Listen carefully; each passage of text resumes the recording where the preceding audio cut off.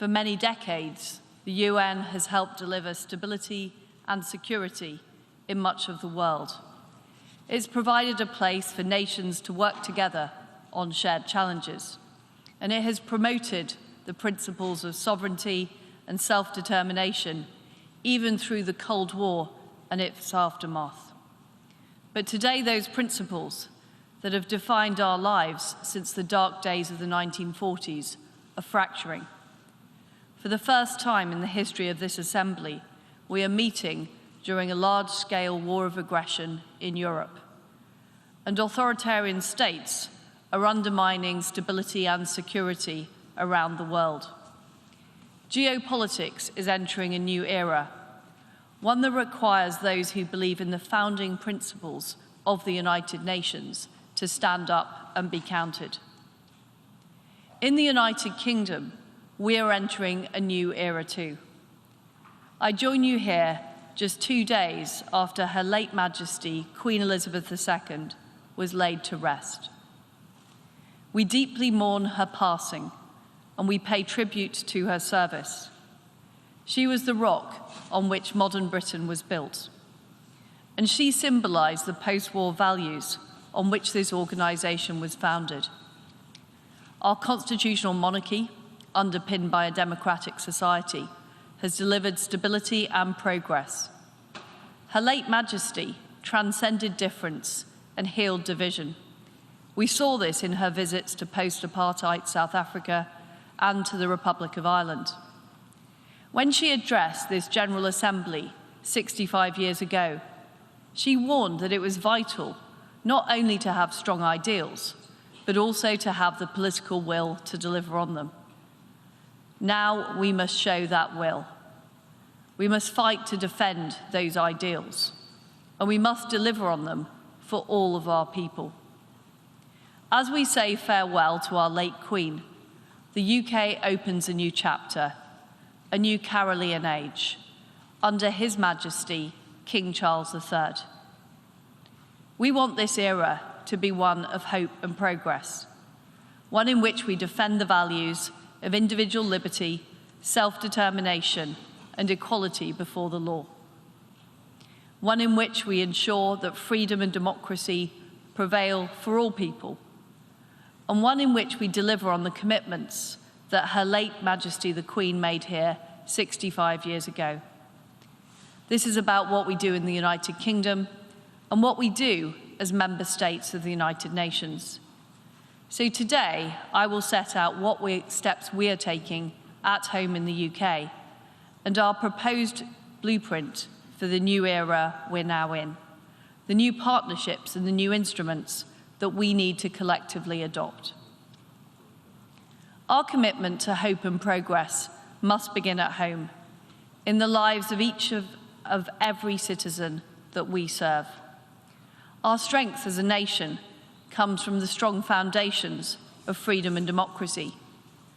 Democracy gives people the right to choose their own path, and it evolves to reflect the aspirations of citizens.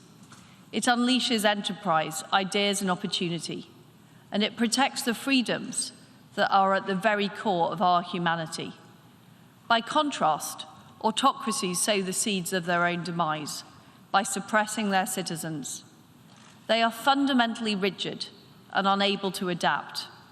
Any short-term gains are eroded in the long term because these societies stifle the aspiration and creativity that are vital to long-term growth.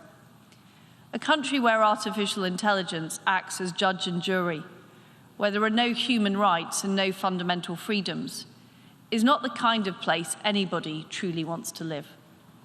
And it's not the kind of world that we want to build. But we cannot simply assume that there will be a democratic future. There is a real struggle going on between different forms of society, between democracies and autocracies. And unless democratic societies deliver on the economy and the security that our citizens expect, we will fall behind. We need to keep improving and renewing what we're doing for this new era, demonstrating that democracy delivers. As Prime Minister of the United Kingdom, I'm determined that we will deliver the progress that people expect. I will lead a new Britain for a new era. Firstly, this begins with growth and building a British economy that rewards enterprise and attracts investment. Our long-term aim is to get our economy growing at an average of 2.5%. We need this growth to deliver investment around our country, to deliver the jobs and high wages people expect, and to deliver public services like the National Health Service. We want people to keep more of the money they earn so they can have more control of their own lives and contribute to the future. Secondly, it means securing affordable and reliable supplies of energy. We are cutting off the toxic power and pipelines from authoritarian regimes and strengthening our energy resilience. We will ensure that we can't be coerced or harmed by the reckless actions of rogue actors abroad. And we will transition to a future based on renewable and nuclear energy, while ensuring the gas used during that transition is from reliable sources, including our own North Sea production. We will be a net energy exporter by 2040.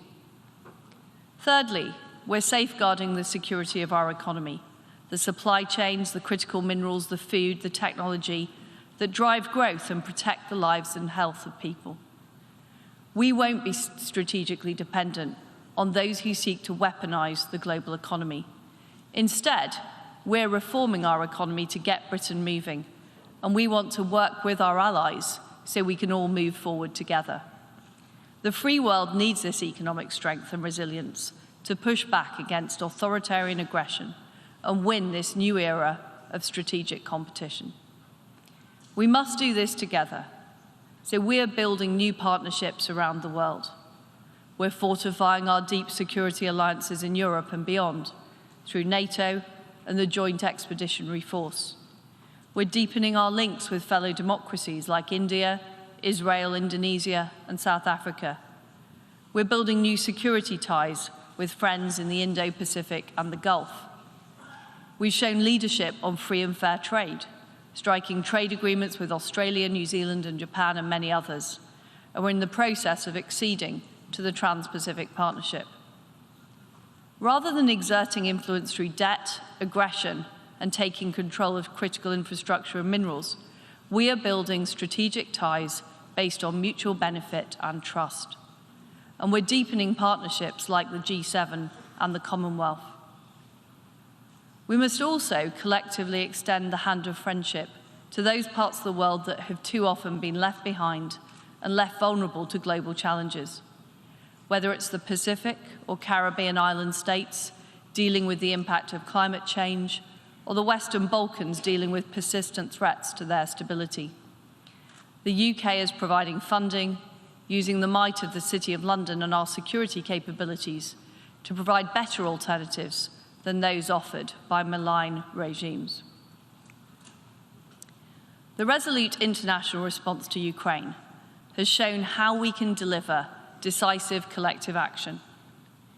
The response has been built on partnerships and alliances, and also on being prepared to use new instruments, unprecedented sanctions, diplomatic action, and rapid military support. There's been a strength of collective purpose. We've met many times, spoken many times on the phone, and we've made things happen. Now we must use these instruments in a more systematic way to push back on the economic aggression of authoritarian regimes. The G7 and our like-minded partners should act as an economic NATO, collectively defending our prosperity. If the economy of a partner is being targeted by an aggressive regime, we should act to support them. All for one and one for all.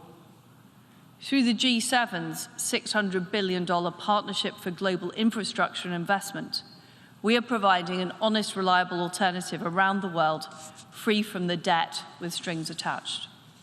And we have to go further to friendshore our supply chains and end strategic dependence. This is how we will build collective security, strengthen our resilience, and safeguard freedom and democracy. But we cannot let up on dealing with the crisis we face today. No one is threatening Russia. Yet as we meet here this evening, in Ukraine, barbarous weapons are being used to kill and maim people. Rape is being used as an instrument of war. Families are being torn apart. And this morning, we have seen Putin trying to justify his catastrophic failures. He's doubling down by sending even more reservists to a terrible fate. He's desperately trying to claim the mantle of democracy for a regime without human rights or freedoms.